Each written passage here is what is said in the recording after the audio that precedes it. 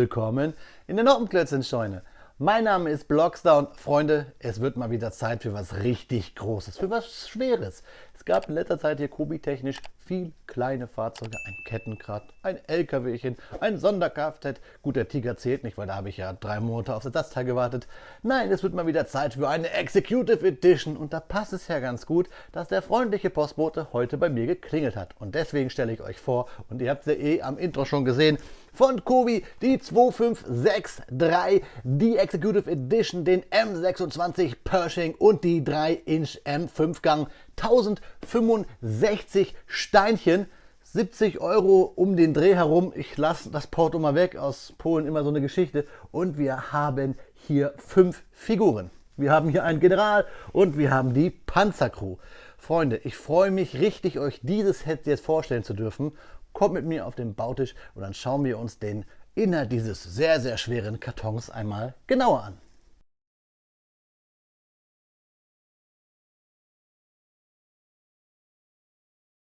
Ja, Freunde, da haben wir das Set 2563, die Executive Edition vom Pershing M26 oder beziehungsweise T26E3 und der 3-Incher M5 Kanone der Haubitze hier auf dem Bautisch liegen. Schöner Hintergrund, so Mitteleuropa 44-45 im Maßstab 1:28, also wieder ein bisschen anders als die anderen Sets. Also Maßstab und Kobi, ihr wisst es ja. Wir sehen schon wieder hier schön viele Nicht-Sticker, also Prints, das freut uns. Und das Set kommt natürlich aus der Historical Collection World War II. Wir drehen es einmal um, schauen uns die Rückseite an. 1065 Steinchen hat dieses Set. Hier sehen wir ein bisschen mehr Leben in der Bude. Was mir schon aufgefallen ist, was ich ein bisschen schade finde, ist, dass wir hier nur ein Schild haben. Das ist zwar cool, das ist gelasert, alles geil, aber wir haben ein Schild für beide Sets. Irgendwie hätte ich es vielleicht cooler gefunden, wenn wir 2 Schilder gehabt hätten, weil so ist diese Kanone immer hier mit dem Pershing verbandelt.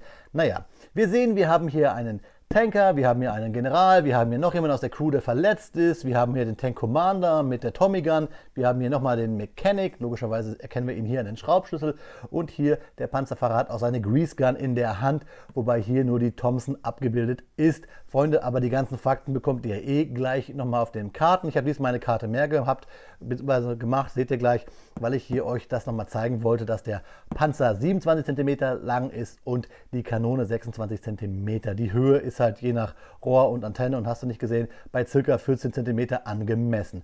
Wir sehen hier, wir können die Motorhaube quasi abnehmen und können den Motor uns anschauen. Da freue ich mich richtig drauf. Und sonst sehen wir hier die typischen Play-Features. Viel wichtiger ist aber wie immer, wann wurde das Set gebaut und was ist da drin. Und deswegen drehe ich ihn einmal um und dann gibt es einen kleinen Zaubertrick und dann schauen wir, was da drin steckt, meine Freunde. Ja, Freunde, da haben wir den Inhalt. Ich habe ja gesagt, es ist viel hier auf den Karton liegen und wie immer prüfen wir, wann wurde das Set hergestellt. Am 22.04.2022 um 21:33 Uhr in Mielec. Also auch so spät nachts stehen die Bänder da nicht still, damit wir was Schönes zu klemmen haben aus ABS. Ja, die große Anleitung, sehr dick, DIN A4, gehen wir gleich drauf ein. Zuerst will ich euch zeigen, dass wir 4 Bauabschnittstüten haben mit unseren 1065 Steinchen. Sehen wir dann gleich im Speedbild, packe ich an die Seite. Dann gehen wir mal auf die Anleitung ein. Karton geht auch zur Seite. Und jetzt schauen wir uns die Anleitung an. Wie gesagt, DIN A4, Klammer gebunden. Wir haben hier das Fahrzeug. Wir sehen ganz wichtig, Pad Printed. Altersempfehlung ab 11 Jahren. Ich glaube wegen den vielen Steinchen. Eine Zwiebel ist traurig. Captain Planet, einer der Pfeile schießt und so weiter und so fort. Ihr wisst das. Hier haben wir übrigens ein bisschen die Fakten auch. Bekommt ihr aber gleich auf den Extrakarten. Schauen wir uns das aber einmal an. Wir sehen hier schon die verschiedenen Steine, die es gibt. Das macht Kobi ja immer extra, weil wir verschiedene Slopes haben und Wedges und so weiter mit verschiedenen Winkeln. Hier haben wir von der 1 bis zur 20 verschiedene Steinchen in den gleichen Gruppen. Typisch Kobi. Zuerst hier die Bautüte 1, die wir uns vorknöpfen. Was wir dann bauen, ist farblich. Pfeile weisen uns den Weg. Was gebaut wurde, ist farbentsättigt.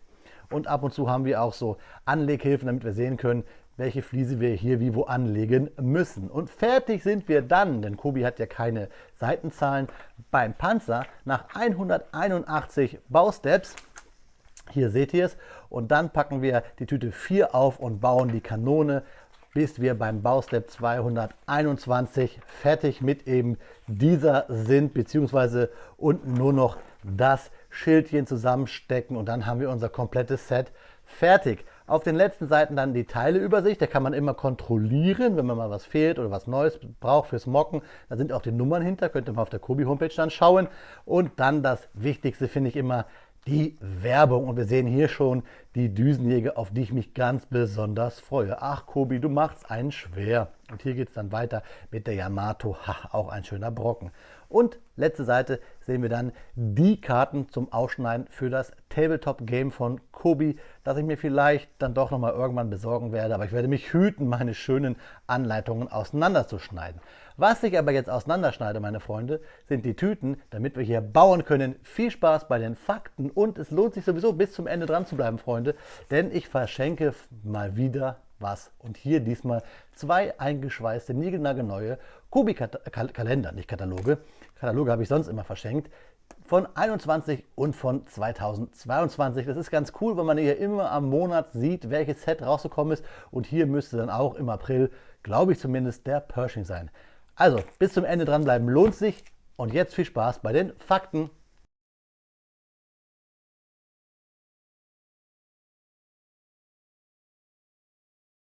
Speedbildzeit ist Faktenzeit. Und liebe Freunde, natürlich sprechen wir heute über den Pershing, den M26 und über die M5 3-Incher. Aber wir sprechen bei beiden nur über die Entwicklung und grob über den Einsatz.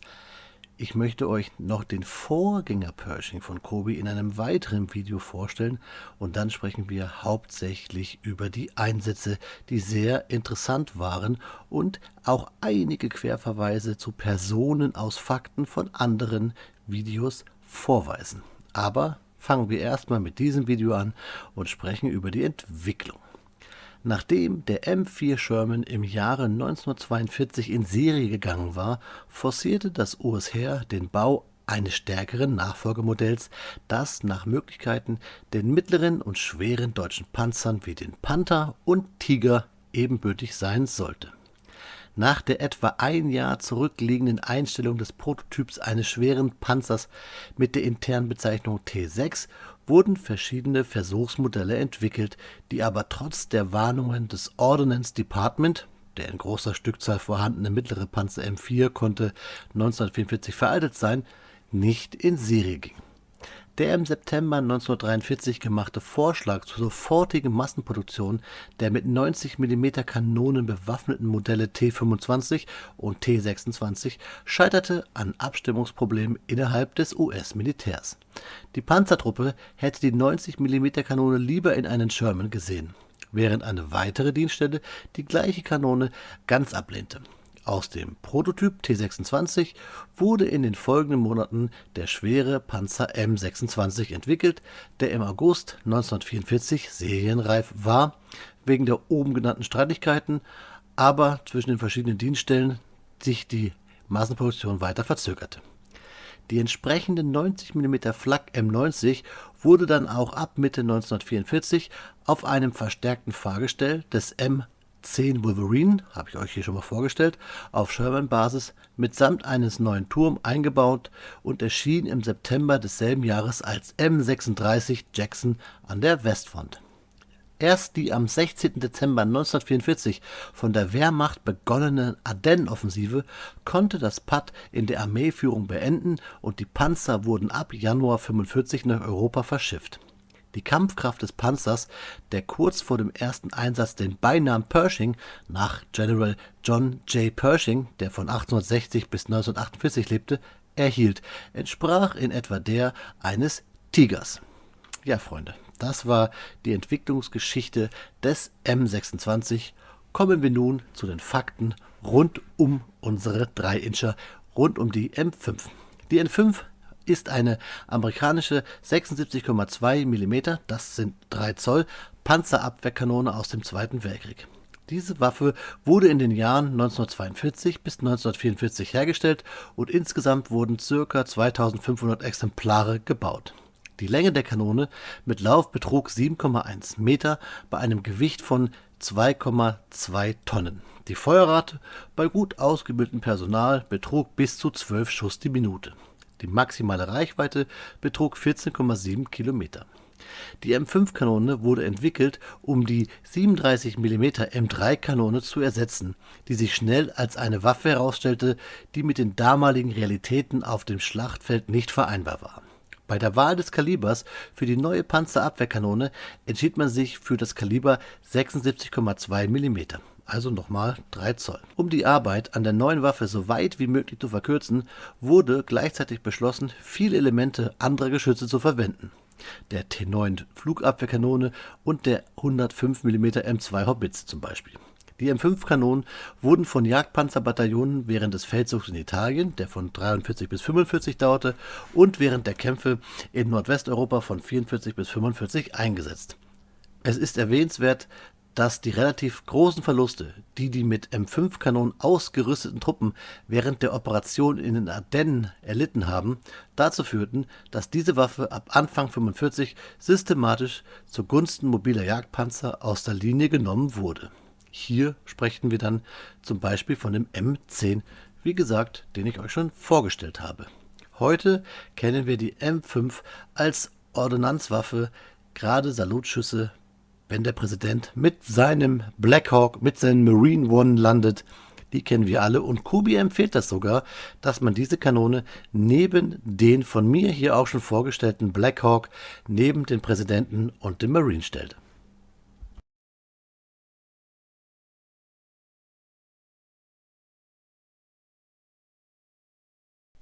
Nach 3 Stunden Bauzeit steht unser Set, die 2563, hier fertig auf dem Bautisch. Ich kann ja hier nicht sagen, unser Pershing, denn wir haben ja auch noch hier unsere M5, unsere Panzerabwehrkanone. Nicht wundern, ich habe hier den 2471, den Vorgänger Pershing stehen. Wenn ich den gebaut habe, dann machen wir einen Vergleich zwischen beiden und dann bekommt ihr auch ein bisschen was zur Einsatzgeschichte vom Pershing erzählt. Habe ich euch ja gerade in den Fakten schon angeteasert. Ist sehr, sehr interessant. Schauen wir uns das Set an. Ich habe halt 3 Stunden gebraucht. Ich habe die Nacht durchgebaut, weil ich das Set einfach klemmen wollte. Ich finde, es sieht super gut aus. Es ist groß, es hat viele Teile und es hat coole Minifiguren. Übrigens nicht diese hier, die habe ich mir selber gebaut. Die sieht mir ein bisschen ähnlich. Findet ihr nicht auch? Also gut, die Mütze ist jetzt nicht von Kubi, aber der Rest, das könnte ich doch sein, oder? Naja, geschenkt. Geh an die Seite. Wir haben ein paar Steinchen über. Hier so ein kleines Tütchen voll, würde ich sagen. Hier habe ich so 2 1x3er, ganz dünne Kubi-Fliesen über. Die habe ich bestimmt wieder irgendwo vergessen. Aber sonst so ja eine kleine nette Ausbeute. Fangen wir doch erstmal mit dem Kuriosesten an. Und zwar habe ich einen Baufehler entdeckt. Hier in der großen Anleitung, die sonst relativ gut ist, wir kennen ja Kubi-Anleitung, blättern wir auf den Bauschritt 29 und dann sehen wir was, dass auf einmal Teile da sind und wieder weg. Und da haben wir es. Tada! Hier in Bauschritt 26 bauen wir hier 2 Slopes an, in diesen dunkleren Grau. Und in Bauschritt 29 sind diese Slopes auf einmal weg. Da soll man hier so quasi ja, Röhren, Schläuche simulieren am Motor. Und wenn wir dann, ich blätter mal kurz weiter, den nächsten Bauschritt gucken, dann sind diese Slopes auf einmal wieder da. Da hat Kubi ein bisschen was vergessen. Ich will nicht klug scheißen, aber irgendwie ist das cool, wenn man sowas findet. Hehehe, Kubi, frag mich, dann lese ich gerne quer. Nee, Spaß. Also Anleitung sonst relativ simpel. Großes Teil. Ihr habt es ja gesehen, ich habe euch ja die Karte gezeigt.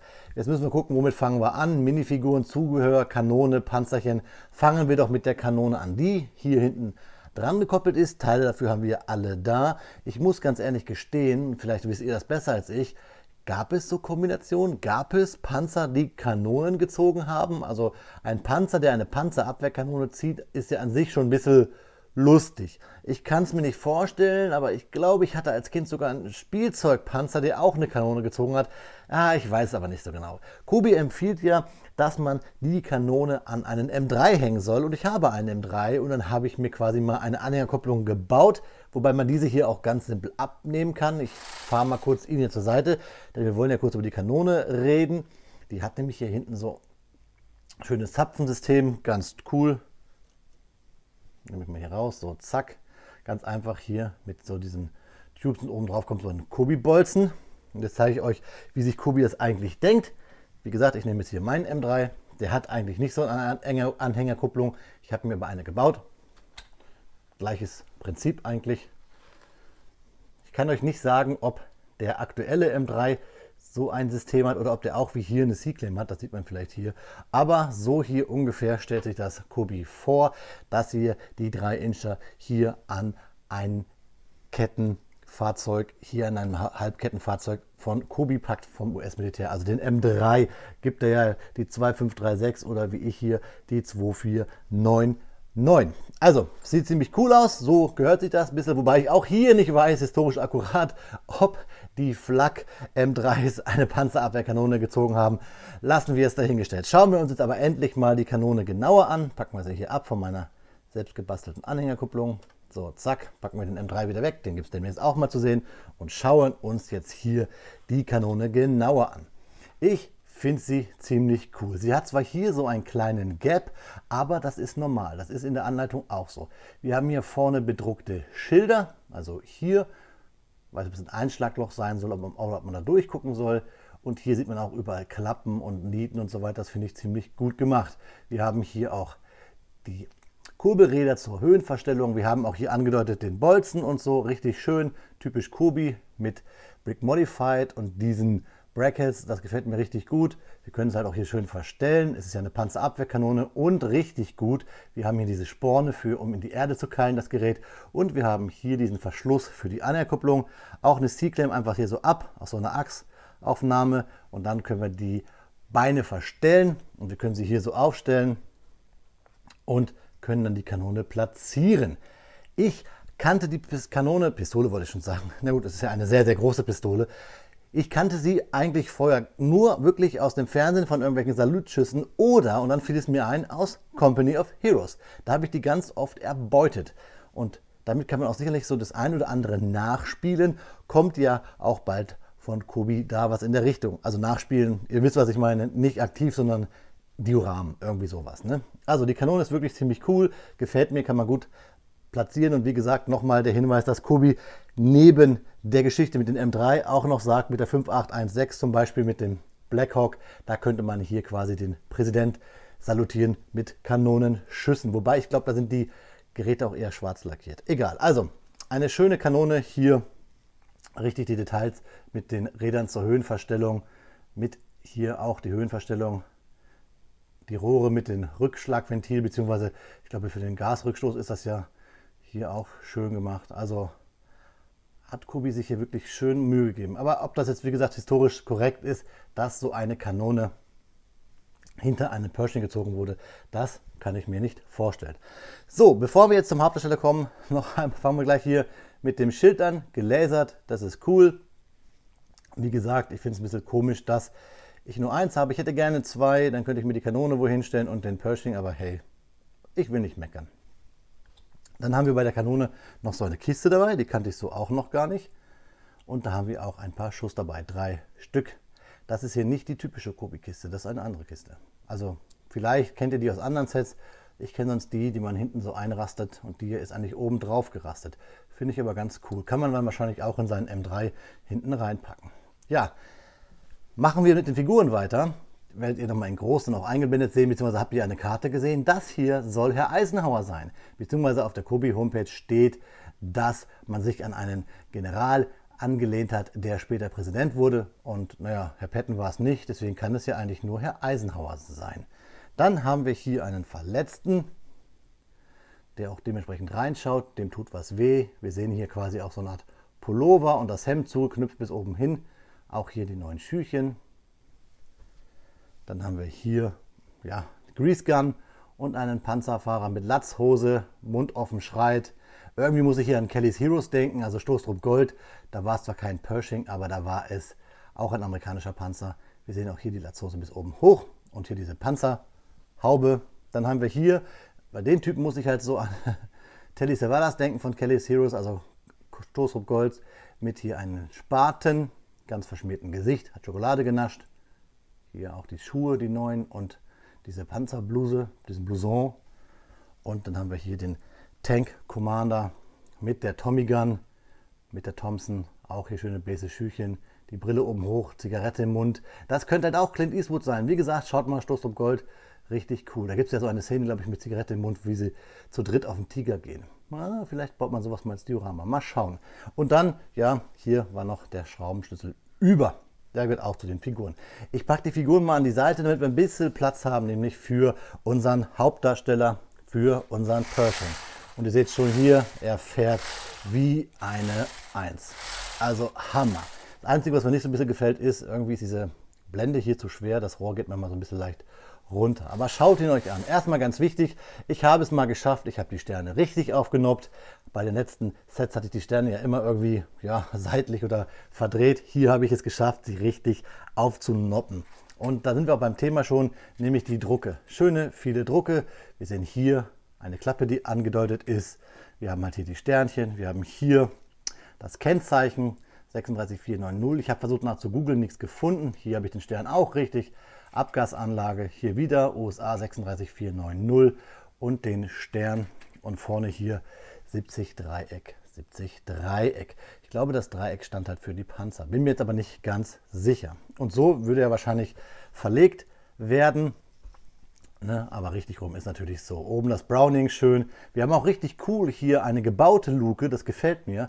Sieht fast aus wie ein Raketensilo. Beide einer meiner Lieblingsmap bei Call of Duty. Aber richtig cool, also richtig schön. Eine gebaute Luke gefällt mir auch richtig dick. Und hier haben wir auch eine Luke. Da können wir dann auch eine Minifigur reinstellen. Also wir können bei beiden Minifiguren reinstellen. Ich glaube, ihr seht es, da haben wir Noppen. Haben wir ja nicht immer bei Kobi Panzern, dass man auch wirklich die Figuren aufnoppen kann.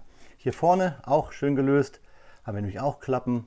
Kommt man auch ganz gut dran, wenn man hier diese 1x1er hat, kann man auch aufklappen, kann man auch Figuren versenken, wenigstens halb und hier dasselbe nochmal. Also theoretisch könnte ich hier alle Minifiguren irgendwie reinrapieren. Hier ist so der Turm im Weg, deswegen friemel ich hier so ein bisschen rum.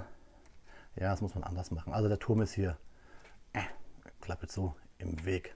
Aber wir können beide aufmachen. So, jetzt seht ihr es da. Auch da will ich euch hier keinen Quatsch erzählen. Also, ich wollte schon fast sagen, Spieltiefe ist da, also Tiefe für die Minifiguren ist da, das gefällt mir. Was mir aber hier richtig gut gefallen hat, ist zum Beispiel hier diese Frontgeschichte, weil wir die auch auf Hinges haben, da kann man es ein bisschen sehen, schön auf Hinges. Wir haben hier diese Verkleidung auf Hinges, wir haben hier ein Maschinengewehr schön angedacht, wir haben hier die Scheinwerfer auch richtig cool gelöst mit solchen neuen Steinchen, die ich noch gar nicht kannte. Diesen hier, vielleicht habe ich sie auch einfach nur übersehen, mit so besonderen Hebeln, und da können wir diese typischen Dinge, die wir von Scheinwerfern kennen oder für den Motorraum, da kommen wir noch gleich zu, einfach so schön draufnoppen und schon haben wir hier einen schönen Scheinwerfer. So, kommen wir aber zum Motorraum, bevor ich dann euch das Wichtigste zeige. Diesen Motorraum können wir uns nämlich genau anschauen, indem wir den Turm zur Seite drehen, ihn hier anfassen, so und einfach so wegziehen. Der wiegt ein bisschen was, diese Motorhaube. Ihr seht es auch hier schön, da haben wir einen Hinge. Auch diese halben Teils, diese umgekehrten, richtig cool. Da Abgasanlage, Rückleuchten und hier auch da den Druck, oben ein Deckel. Hier ist der Motorraum richtig cool. Da sehen wir halt auch dann den Bauschritt. Hier hinten da, diese haben gefehlt. Ja, ich musste diese Röhren so ein bisschen reinfriemeln, das war ein bisschen Frickelarbeit, aber es sieht cool aus. Ein richtig großer Motor. Da kann man auch vielleicht ein bisschen was, es gibt ja genug Helden von euch da draußen, die da was rumwerkeln können. Da kann man auch vielleicht Motorreparatur, Diorama bauen oder. Mir gefällt das richtig gut, hat richtig Spaß gemacht zu bauen und besonders feiere ich auch hier diese Muttern von Kobi. Auch diese ganz normalen Kobi-Bolzen, nur jetzt halt hier in einer eckigen Form, also wirklich Schraubenmuttern, das gefällt mir. Und vor allen Dingen ist es ganz simpel, dass wir es einfach hier in diesen Schlitz reinschieben. Da, wir haben also quasi hier Nut und Feder, möchte ich mal behaupten. Und wir schieben es einfach rein. So, dann hier in diesen Gummi vorbei. So, zack, an dem Schlauch und schon fertig. Und ich kann da hier auch trotzdem anfassen. Es fällt nicht auseinander. Was mir aber am meisten gefallen hat bei dem Panzerchen, und jetzt kommt es dazu, ist der Unterbau. Das ist die Radaufhängung. Und ihr seht es schon hier, wir haben das sind diese 1x2er mit den Noppen an der Seite. Und so haben wir hier teilweise quer gelegt die Räder. Es ist richtig cool, eine richtig tolle Bautechnik. Das gefällt mir. Also an diesem Set hat Kobi mal wieder Bautechniken geändert und das zum Besten. Und wenn wir uns jetzt mal das anschauen, die Radaufhängung auch, gefällt mir richtig, richtig gut. Ich freue mich schon auf das Vergleichsvideo zur 2471 zum anderen M26, den älteren, der da links in der Ecke steht. Also ich bin wirklich hellauf begeistert und schaut mal, wie schön hier wieder alles glänzt. Typisch Kobi. Ja, Freunde, ich bin wirklich hellauf begeistert. Ich konnte nicht warten und für mich, muss ich sagen, hat es sich richtig gelohnt, auch wenn jetzt hier da immer so diese Anhängerkupplung etwas abgeht. Die hängt halt nur auf 2 Noppen und vielleicht hätte man auch hier unten diese Noppen nochmal zumachen können und diese Zahnräder, die gucken raus und haben keine Funktion, aber irgendwie gefällt mir das. Das sieht schön technisch aus. Es sieht aus wie das typische Hinterteil von einem Pershing, finde ich, und auch diese grandiosen hier, Schutzbleche gefallen mir auch richtig gut. Also das ist für mich wirklich bis jetzt einer der schönsten Panzer, die Kobi dieses Jahr rausgebracht hat. Gut, das Jahr ist noch jung und wir wissen, demnächst kommt ja wohl ein nicht so schöner, ein Gegenspieler. Aber auch da werden wir mal schauen, was wir daraus machen können. Freunde, es gibt jetzt für euch eine Menge Detailfotos und dann schauen wir uns zum Abschluss noch einmal in die Augen. Ja, Freunde, hier kriegt ihr wie immer in letzter Zeit ein paar Detailfotos vom Pershing und der M5. Dieses Jahr, wie jetzt schon oft erwähnt, die Executive Edition, die ich bei Kobi direkt in Polen bestellt habe, damit ich sie schnell bekomme. In Polen bestellen kostet natürlich relativ viel Porto. Es gibt die Möglichkeit, das quer zu checken, ob man das Set, was man bestellt oder die Bestellung generell per UPS sich senden lassen kann. Das ist immer etwas günstiger als die Standardpost. Ich würde euch aber generell empfehlen, wenn ihr das auch machen wollt, bei Kobi direkt in Polen zu bestellen, bei Limited Editions oder wie auch immer, versucht das zusammen mit Freunden zu machen. So könnt ihr euch ein bisschen das Porto sparen. Und wenn ihr nicht genug Freunde habt, dann kommt doch zu unserer Facebook-Gruppe, den Kobi-Freunden GER. GER steht für Deutschland.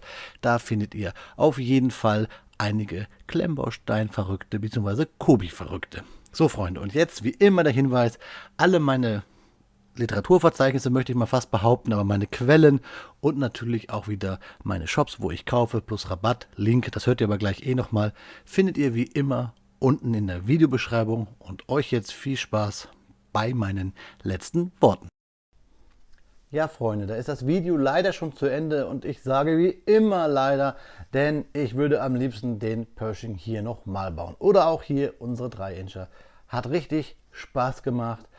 Ich weiß, das ist eine Floskel, die könnt ihr aus jedem Video rausschneiden, aber ich bin Kobi-Fan und dieses Set, auch wenn ich es teuer aus Polen kaufen musste, weil ich es schnell haben wollte, sehr, sehr schnell haben wollte, ist es mir das wert gewesen. Ich appelliere an euch, wenn ihr sagt, so, ich brauche es nicht als erster, das ist ja so eine YouTube-Krankheit, dann schaut halt unten in der Videobeschreibung, da habt ihr meine Quellen und da gibt es ja auch einen Rabattcode. Und dann kommt ihr auch an diese Sets. Die Executive Edition kommt ja sowieso in den Handel und die normale Version mit nur einer Minifigur ohne Kanone ja auch. Habe ich euch aber alles erzählt.